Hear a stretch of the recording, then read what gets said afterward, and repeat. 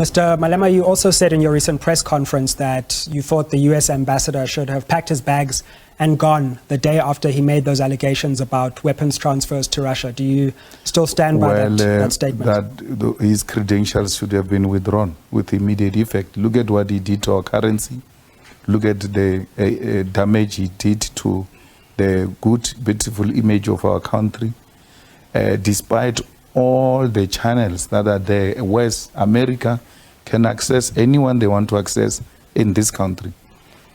He takes a posture he has taken, discrediting our country to a point where I like Minister of Defense's example, that we have not transferred anything, even the smallest to the size of chappies has never been sent to Russia.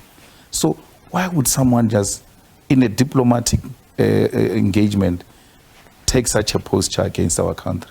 And many people have criticized the US ambassador's statements, but you went one step further and said that it would actually be good if we gave weapons to Russia.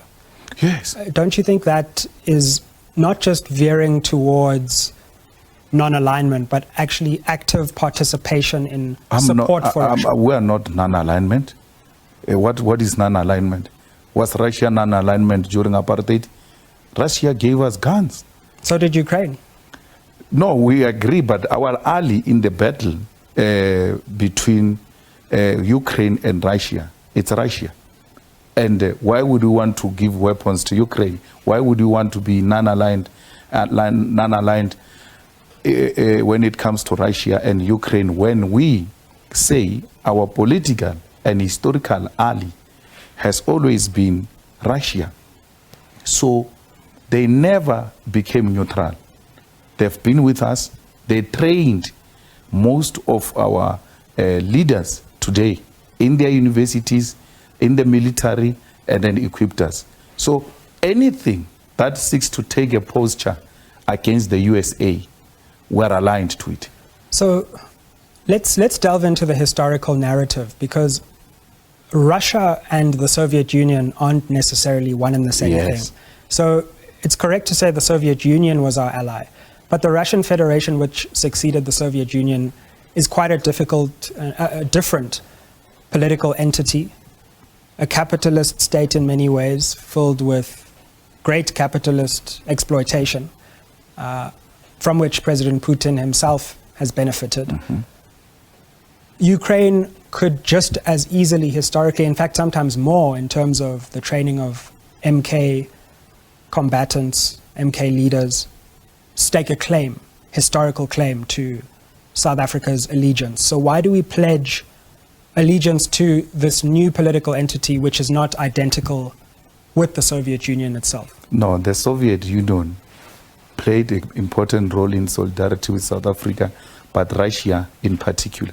So we're not confused about the role that was played by the Soviet Union, and that the Soviet Union trained a lot of our cadres.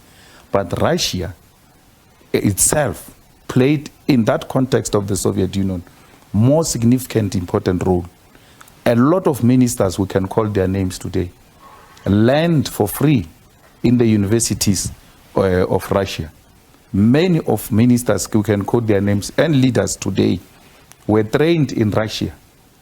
And we're not confusing Russia with the Soviet Union. We know the difference.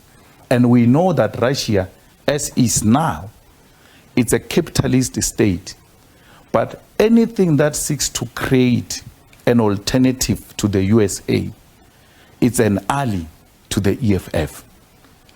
Capitalist in nature, but it has taken a posture to take head on in alliance with China, a socialist state, to take on the imperialism and to take the USA directly. But I think, and that, for us, is what makes Russia in this context more strategic. Some would say that's too clear, or that's too much of a dichotomy that you're drawing there between, if you're against NATO, if you're against the West, then you must be supported. Isn't it possible to, in the tradition of many revolutionary African leaders, to say as in the case of the Cold War and the Soviet Union, we're not in the Western Bloc, nor are we going to support acts of war and aggression that come from the alternative bloc. We're going to create our own path in international relations, because otherwise one falls victim to the claim that you're a lapdog for Russian interests, instead of having your own position on these questions. No, we're an anti-imperialist organization. And anything that takes head on imperialism, we aligned with it. We're not a Russian lapdog. We have to create both tactical and strategic allies internationally if we want to attain socialism as a system that should operate worldwide. We cannot operate in isolation. And that's why you see the Communist Party of China not having a difficulty to align with Russia, knowing very well that Russia and Putin is a capitalist system and Putin is a beneficiary of such a system. But in the international politics, they've taken a correct posture. And that posture is what we are as the EFF. But do you denounce Russian aggression?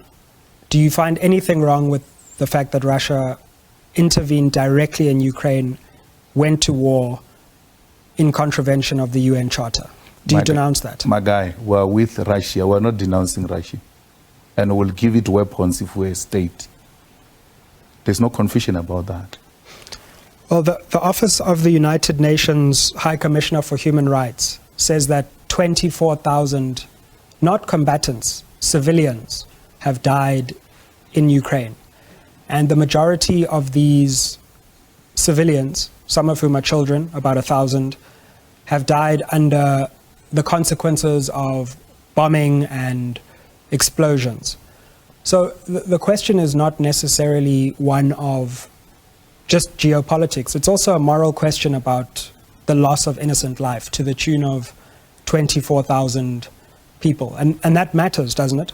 It does, but there will always be casualties in war, especially when the leadership of your country doesn't take into consideration the interest of that particular country and pursue the West, NATO, American aligned interest at the cost of their own country and their own civilians.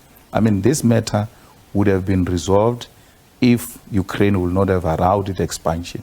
So we are very sympathetic to civilians who lost life, and we will not be proud of such. But unfortunately, my guy, it's a war, and there will be casualties. It is what it is.